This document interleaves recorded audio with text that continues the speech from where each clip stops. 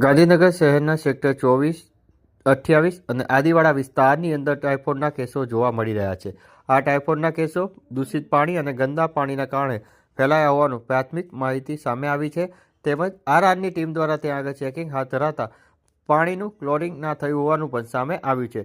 ત્યારે ગાંધીનગરના ચરેડી ખાતે આવેલા પમ્પિંગ સ્ટેશન ખાતે દરરોજનું 65 mld પાણી પૂરું પાડવામાં આવે છે, જેમાં 20 mld સવારે 6 થી 8 કલાક આપવામાં આવે છે, જે આરએનબી વિભાગ દ્વારા આપવામાં આવે છે.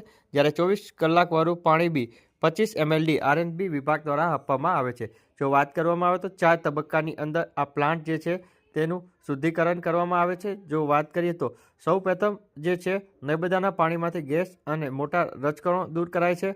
ત્યારબાદ પાણીનું વલણો માફક પ્રી ક્લોરિનેશન કરાય છે. તેમજ પાણીને ગોળ ફેરવીને પણ અશુદ્ધિઓને નીચે બેસાડવામાં આવે છે. 4 ફિલ્ટર બેડ દ્વારા રેતીના ઝીણો કચરો પણ સાફ કરાય છે. શુદ્ધ થયેલું પાણી અંડરગ્રાઉન્ડ સ્ટોરેજને ટેન્કમાં જાય છે. વિશાળ સંપમાં ફરીથી ક્લોરિન ઉમેરવામાં આવે છે.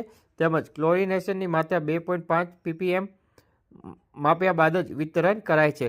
ખાસ આ કામગીરી ચરેડી ખાતેથી કરવામાં આવે છે, પરંતુ આ પાણી જ્યારે આરઆરનો રિપોર્ટ આવ્યો ત્યારે ચરેડી ખાતેનું પાણી ક્લોરિનેશન ના થયું હોવાનું પણ સામે આવ્યું હતું. ત્યારબાદ જે આદિવાડા અને સેક્ટર 24ની અંદર જે પાણીના જે કેસો આવ્યા છે તે ગંદુ પાણીના કારણે આવ્યા હોવાનું પણ સામે આવ્યું છે.